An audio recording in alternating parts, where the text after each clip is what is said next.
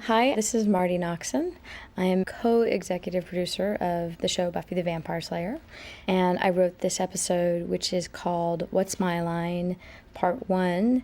I actually co-wrote it with Howard Gordon, who was on the show for just about half a season, actually. He asked me to work on this with him, which was a wonderful opportunity for me. I think this was my very first year working on the show, and maybe one of the very first episodes I got to write. So it's great to go back and visit it again. Let's see what's going on here. This is a set we have here in Buffyland. We do not film at one of the studios. We actually film in a bunch of warehouses and a little office building where we have the writers in Santa Monica, but it's not actually a studio. So we have this whole little village, which is sort of Buffy Village, and not nearly as glamorous as you probably think it is. Warehouses, not glamorous. But part of the fun of that, though, is that we have our offices right next door to the sound stages, and we can walk down to the sound stages from the writers' rooms pretty much any time we want to. And all of Sunnydale High used to exist downstairs. It doesn't anymore. It's been replaced by Sunnydale U. Yep, high risk, sub-minimum wage. Pointy wooden things. Why are you even taking this? This was one of the sets that we did a lot of shooting in because it was a common area. And as you may notice, our characters tend to sit around and talk about school, but they don't ever seem to actually go to school. So this is one of the places where they have snacks related to going to school and conversation. Here we are with Drusilla and Spike. One of the fun things about their characters is that we introduced them thinking that they would sort of be season-long villains, and as you well know if you're a fan of the show, Spike is now a regular, and Drusilla will pop in and out from time to time, but they were sort of larger than life and became very popular and really stayed longer on the series than we ever imagined they would. Give us some peace, would you? Can't you see I'm working? I'm sorry, kitten. It's just this manuscript. Spike now, of course, is almost part of the Scooby Gang. He's got a chip in his head, but that's a whole other story. In this particular episode, Drusilla is ailing. She's got kind of a mystical disease for which I can't quite remember what the cause is. I don't even know if there is a specific cause, but she's ill and they're desperately searching for a cure. And really, we just did this to give Spike some major motivation, to give him a reason for wanting to be motivated through the episode. And we figured they have this very strong relationship, even though they're creepy vampire types. They have a very genuine affection between the two of them. And so Drusilla being ill would be a real strong motivation for him. So this is one of those things in the writing business that we sort of would call a MacGuffin. You know, it seems like it's important, but it's really just a reason to get characters moving and going along. And again, this is another set in Buffyland.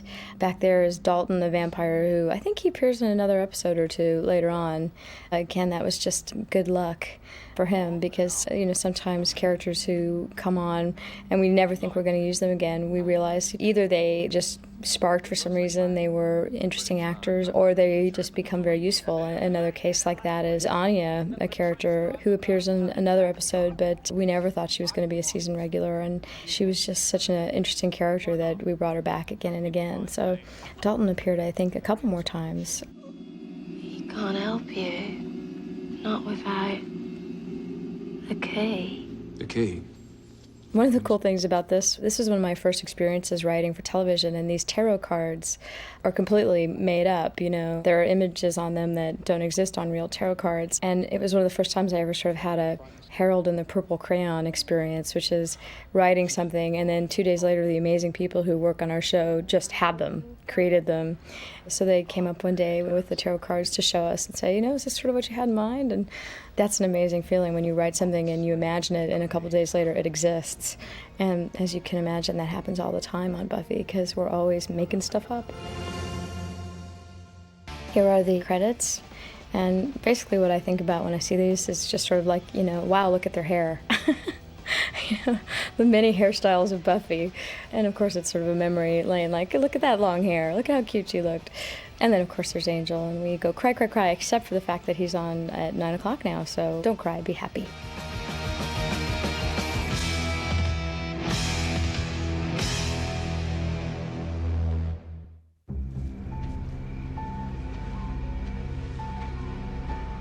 This is actually, again, not graveyard. This is our set outside. Here in Buffyland, we have some patches of grass interspersed between the trailers and the parking area outside, which we dress with all kinds of different things. These headstones are actually made out of styrofoam, as is that crypt. And, we pretty much cart them out for graveyard scenes. And we have some other things that look like grass that we sort of roll out into the middle of the parking lot to sort of make it look more like a real graveyard. It's probably, I don't know, it's tiny. It's not even the size of half a city block. It's a tiny, tiny set that we just shoot over and over and over again from 9,000 different angles, trying desperately to make it look different. That's always a real challenge. I think, again, if you're a regular watcher of the show, you might get hip to the fact that she's basically walking by the same crypt every week. Or we redress the crypt, with different names, different kinds of accoutrement to make it look different, but basically same place, same crypt, same outdoor patch of grass. And then we can also redress this for a park. We have swing sets and park benches. Lately, you'll be seeing a lot of it as you see Sunnydale, this little patch of grass. But if you look behind you, you'll always see the same telephone poles and the same wall, and it's just the same place. So that's kind of fun to look for if you know about it. David Solomon directed this episode. He actually started on Buffy as a head of post-production, and he'd had some experience directing before, but I think that this was really his breakthrough series, and now he is no longer the head of post-production. He is actually only directing, which is really cool.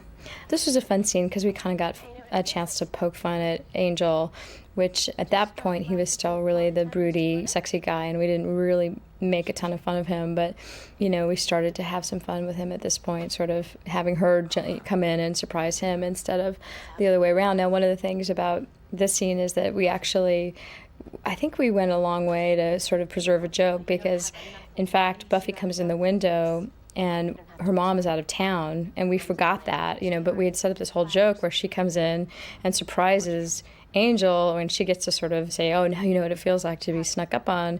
And we didn't want to lose the joke, but her mom wasn't even home, so we sort of had him say, how come you're coming in the window? And she's like, I forgot. And that's all. We went a really far way just to preserve a joke, which in the long run may not have been worth it. But that's the kind of thing you do when you're a writer. You fall in love with one little thing, and you'll move heaven and earth to preserve it. So I always think about that during this scene, because it was actually, I think, on set when we went, how come she's coming in the window? And that stuff happens a lot, too, where at the last minute we'll be looking at a scene and we'll realize that we did something completely numbskully. I don't get to play. Sometimes I just want... You want what? It's okay. There's a motif that we've used again and again, which is Angel doesn't appear in mirrors. In this case, it was sort of to show Buffy's isolation and aloneness. And that's an old saw we used quite a bit, usually for dramatic purposes, to sort of show, with their relationship, to sort of show that as much as they love each other, there's this fundamental difference between the two of them. I mean, she may be a super chick, but he's dead, basically, or, undead, or whatever the technical term is for it. But they are very different, and in some ways they'll never be able to be truly together. Was this part of your normal life? The ice skating stuff was kind of fun because, in fact, it was inspired by Sarah herself, who I guess has done quite a bit of ice skating and took lessons. And I don't know how serious she was about it, but I know that there were costumes involved. That's all I can say, that at one point she actually was very heavily into ice skating. So we knew that about her, and she had said a couple times that I think on actors' resumes they have like special skills, and it can be like, oh, I can speak dialects. Oftentimes it's like I chew gum and walk at the same time, but in Sarah's case there were actual skills on there, and one of them was ice skating. So we had sort of been looking for a way to show that, because it would just be an interesting color for her, something that you didn't expect or hadn't seen before. So as you'll see later in this episode, we got to use that, which is really fun. Here are Cordelia and Xander, who I really was lucky because I had the opportunity to sort of write their budding relationship, and it's a very love-hate kind of thing, and it was a whole lot of fun. I mean, they had a lot of fun with that direction. They didn't see it coming with the characters, and I don't think the audience really did either, or maybe I'm completely deluded. Maybe you guys all knew exactly what was going to happen, but it was a lot of fun to write them. They were enthusiastic about the whole process, particularly Nikki in the kissage, but that's to be expected.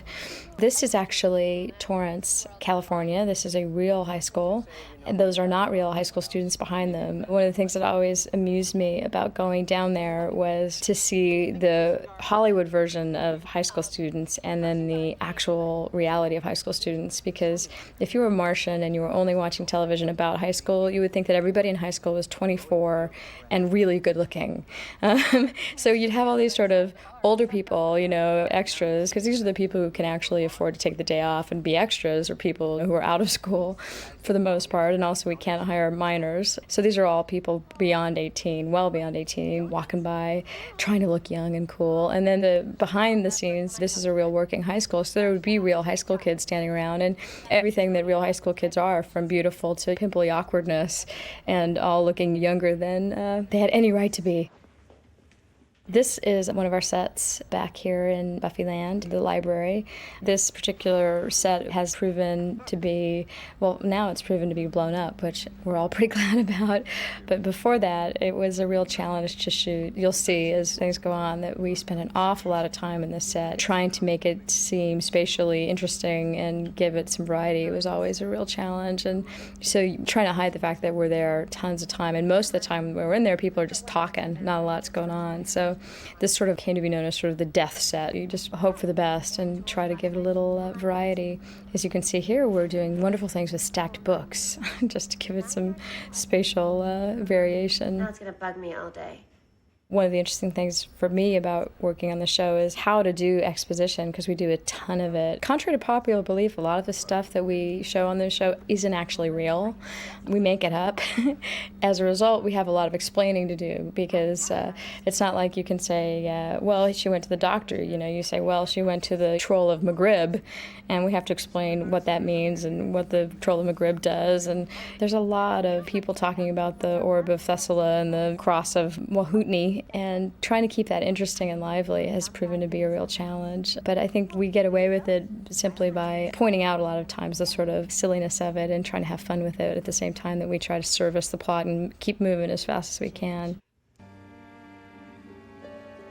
This is it then. Here we are back to the lovely Drusilla and Spike.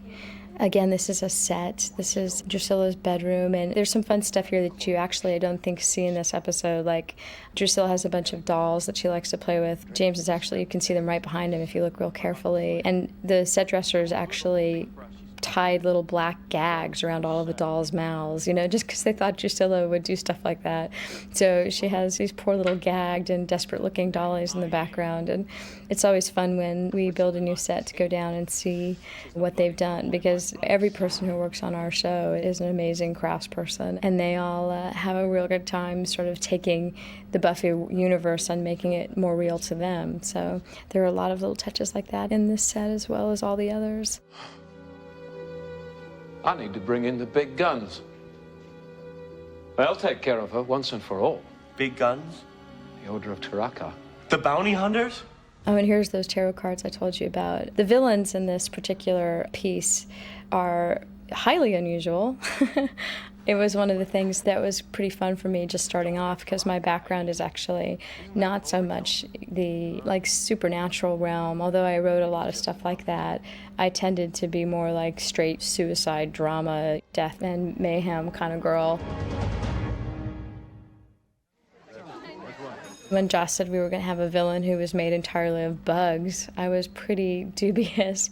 I didn't even understand what he was talking about, but he introduced me to a whole world of sort of comic books and fantasy, and this was the beginning of that, where I started to learn to speak the secret language of Joss.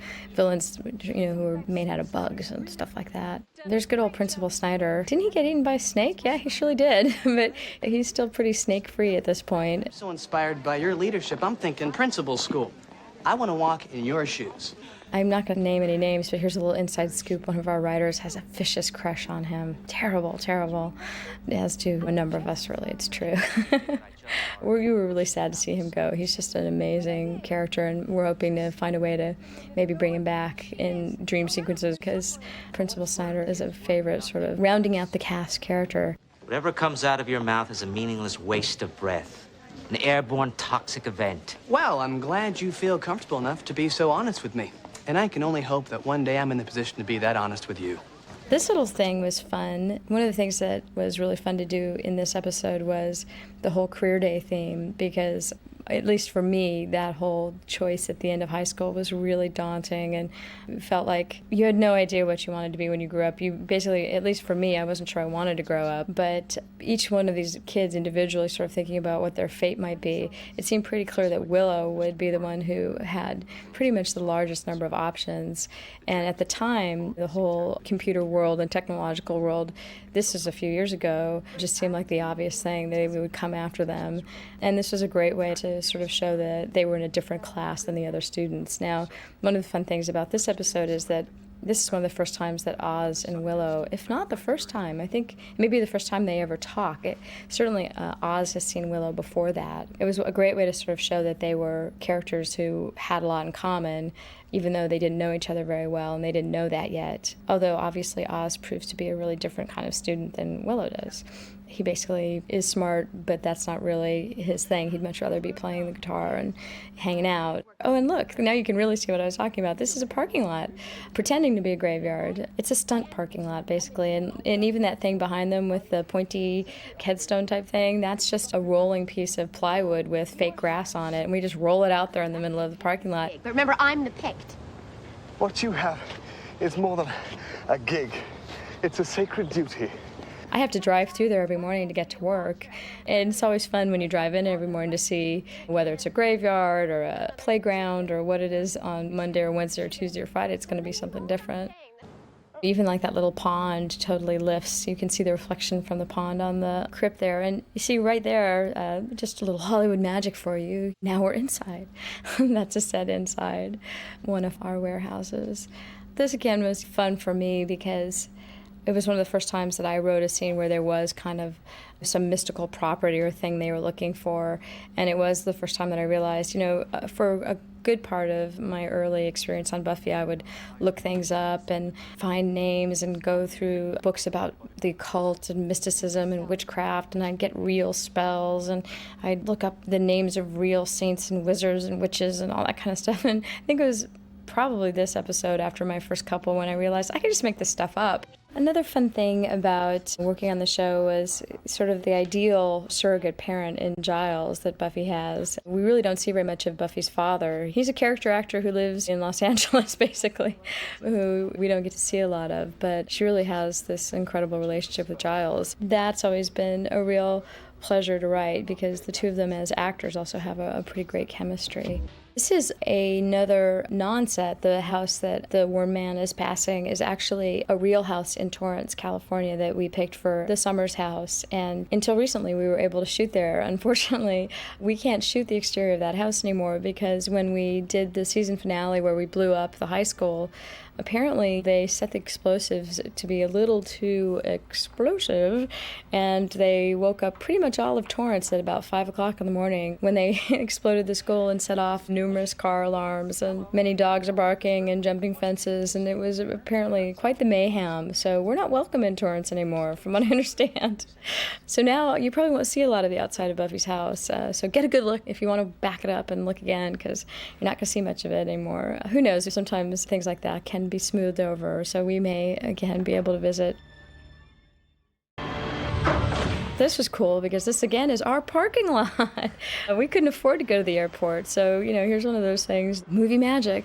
We bought some stock shots of a plane taking off, and then they built this, I don't know if it's called a fuselage, but that sounds really cool, so I'm going to say it. We built this inside of an airplane looking thing on the parking lot near the graveyard, really. When Kendra comes out of the airplane, you may even notice that same patch of grass. So, and I always have to say, whenever I see this, I always think of that Janet Jackson video where she's singing on the wing of the airplane, because she just looks so Janet to me right there. That's Kendra making her first appearance.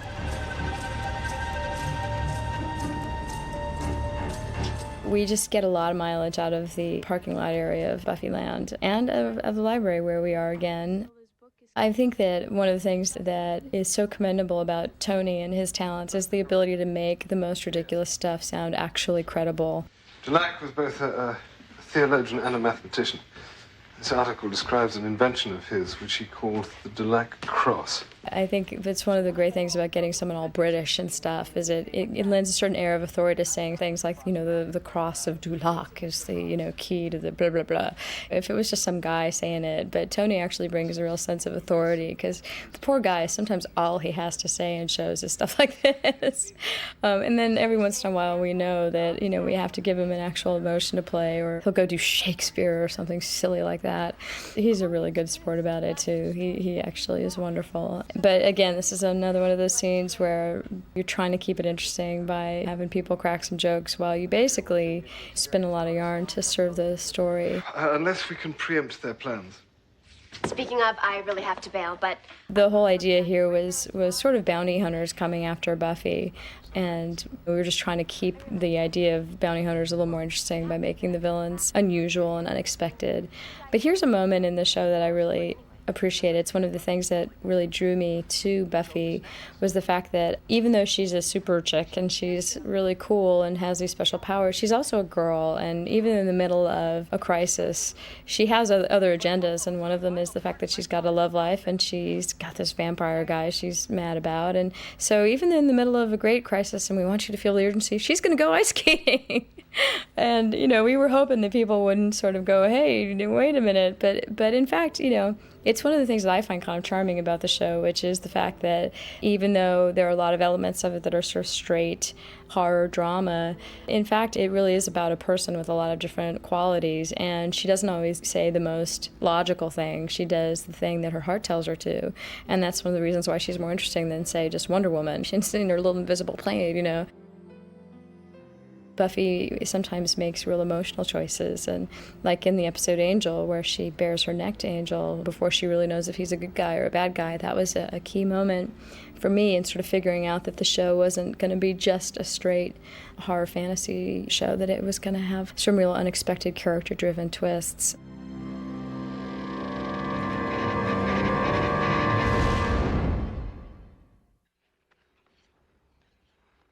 As before, I mentioned, this is actually Sarah skating, that she's uncomfortable on ice. She's a smart person on ice, and she was doing all this herself. That, of course, is not Sarah. The people who get pounded into things are generally not Sarah. That's sort of a union rule. They don't like us to pound her into things. Actually, David has done a fair number of his own stunts. The guys are all pretty game. They like to do this kind of stuff, and we actually have to keep them from doing too much a lot of times because we don't want them to get hurt. Oh, here we go with the neck thing and the blade of her skate, because when I originally wrote this scene, I sort of envisioned it like Fargo. I saw blood everywhere on the ice. I imagined this white ice and the big red stain of his blood seeping out, and the high shot of just blood everywhere, ice, blood, and ice. And in the air version, which you see, I don't think there is any blood whatsoever, because of course this is television. You may see a hint of it here, but I learned my lesson. You should see the pages they're originally written. It's just like, it's The Shining, and this is how it actually ends up being. Even so, this was a really fun scene to do because it was an unusual location, and in fact, all of the crew members got to put on ice skates, and when they were taking a break that day, they all got out there, and we have some really nice footage in one of our gag reels of the whole crew.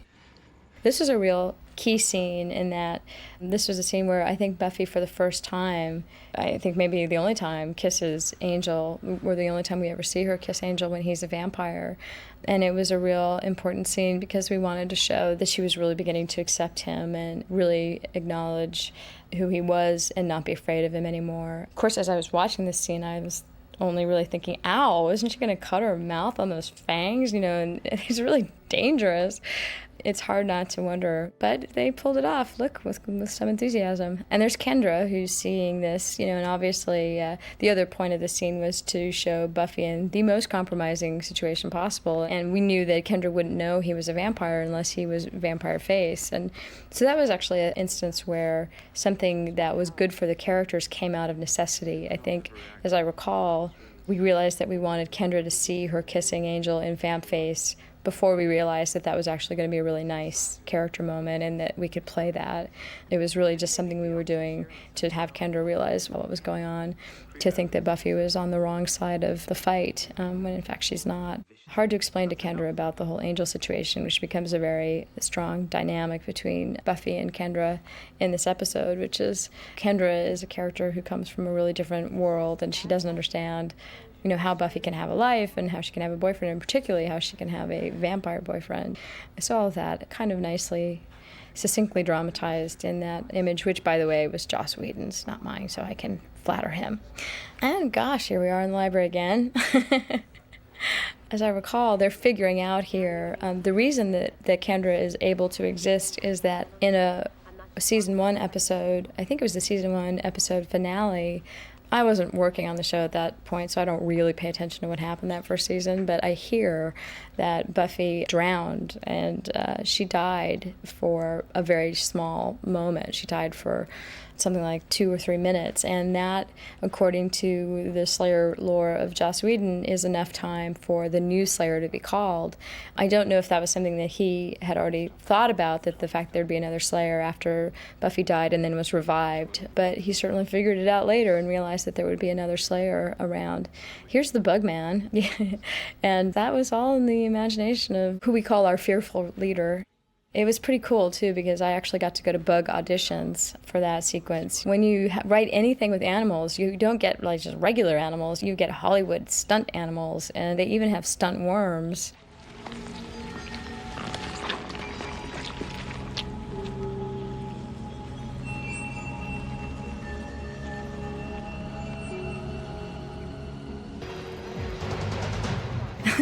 That I just have to comment on that shot where the guy pulls the comb out. We were trying to show like paranoia, like is there an assassin after her? And that guy pulling his comb out just really worked for me.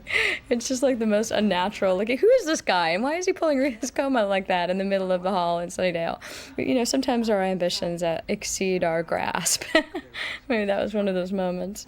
Again, there's another nice little moment where we sort of are introducing Seth Green, who played Oz, and we sort of played around with him quite a bit in the first episodes of this season. I think this was episode 11, and it was neat to sort of, raise people's expectations about who this guy was and show him as being kind of cool and interesting before we had him and Willow actually really get to know each other. But yeah, back to the Bugman, I got to go to bug auditions, and they have a bug wrangler, a special person who showed us all kinds of different bugs. We had the animal people there making sure that we didn't harm any of the worms. We had to have that special person there, and we did not harm any of the worms, I promise you. I guess at this point, they don't know where Buffy is because she's running scared from the assassins. And again, this is one of those places where logic might tell you she would go to her friends. But again, Buffy isn't necessarily always going to do the most logical thing. She's a teenage girl. And if I were her, I would go look for my hunky boyfriend, which is what she's doing. She's going to Angel's apartment. Again, this is a set. And I think this is also part of the set. We built those stairs down, and she started on a platform and walked down the fake stairs to the basement, to the fake basement. Angel's set is really fun because obviously he's been alive for a good long time, 240-something years. So we imagine that he would have stuff from all of his travels and all of the various places he'd been. I remember seeing his place and thinking, damn, when you're alive for 240 years, you get really aesthetic. But he has beautiful art objects, and it's all very classé. But it was a fun set to walk around and look at. Because, a lot of those pictures are from different eras in the background. You can see they're from the 1800s and the turn of the century. And here, we see Buffy looking for him. He, I believe, is out trying to protect her. But she doesn't know this, though, so she feels much more alone than she ever has. She's feeling pretty low. And I think Mom was conveniently out of town for just this reason. We wanted to give Buffy an even greater sense of isolation, so we put her mom on a weekend getaway or something. And this was one of those moments that we just wanted to show her vulnerability, and the little curling up on the bed was part of that.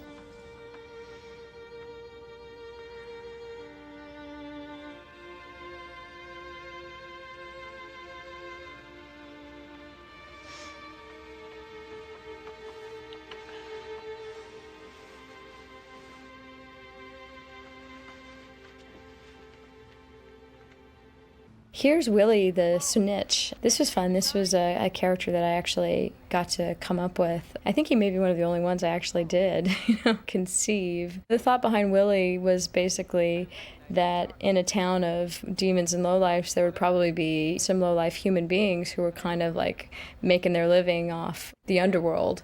And that Willie sort of traffics in blood and all kinds of, I don't know what demons eat for snacks, pig snouts or whatever, but that he serves the demon world and that he profits from it when he can. But he's basically a weasel. And at one point, we'd actually thought of making him an actual weasel, like he could turn into a weasel, because we thought that was pretty funny. But in fact, it's not that funny, and we decided not to do it.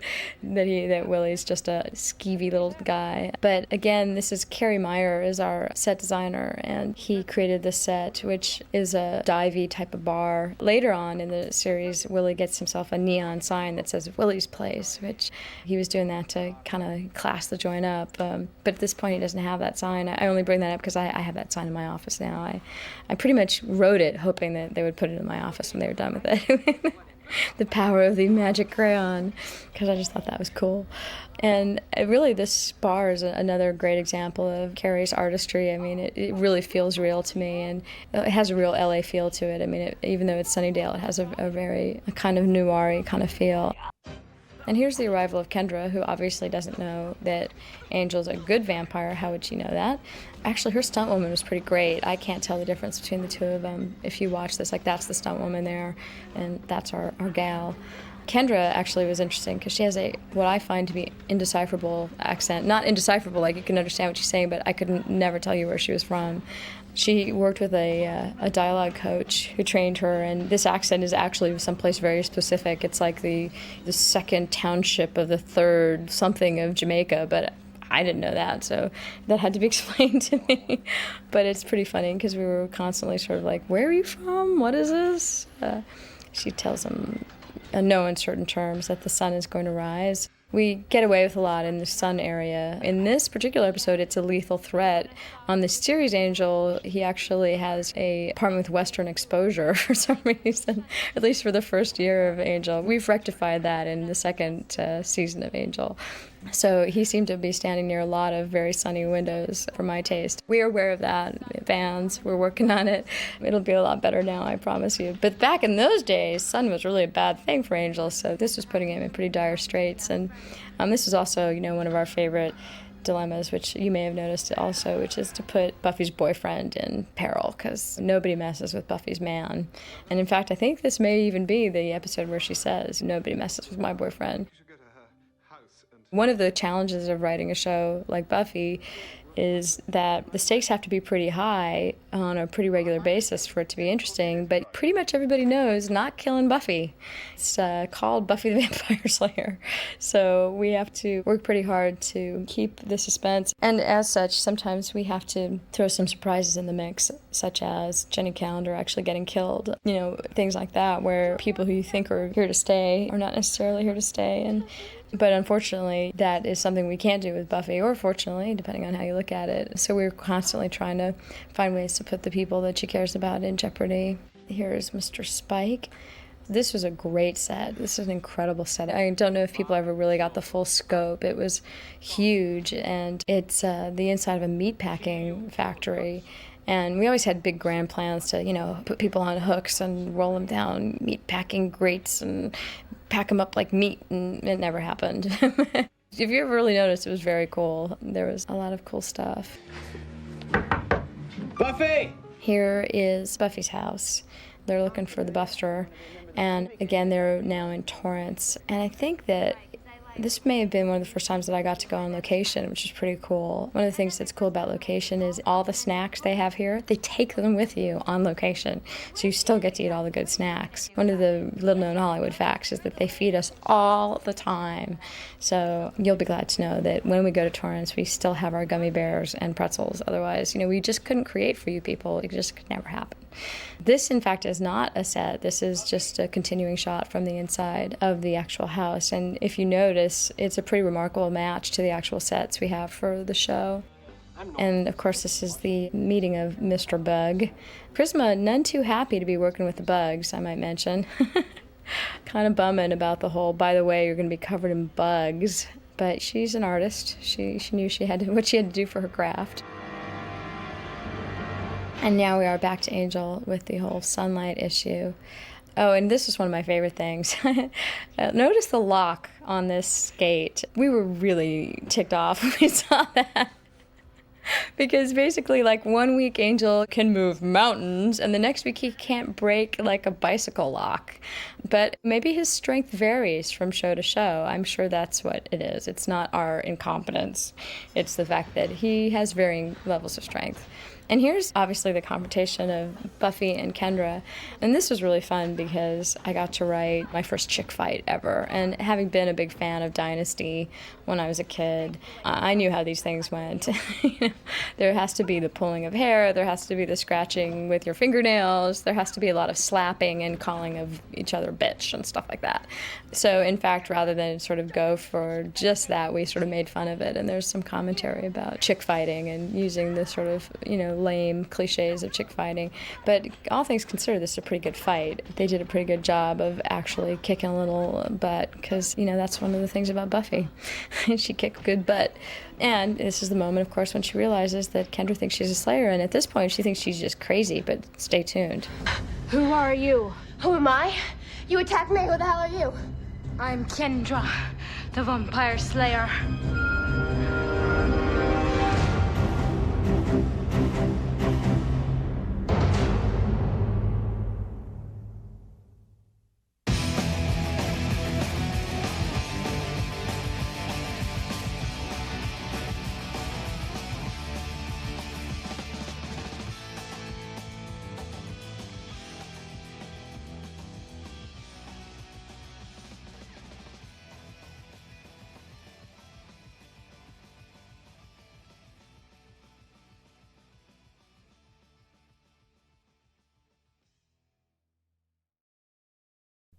Grr, arg. Like I said, if you've made it this far, thank you for watching. Like, share, and subscribe. Make sure to leave a comment talking about how, I got nothing, dude. Just click the bell. I'll see you next time.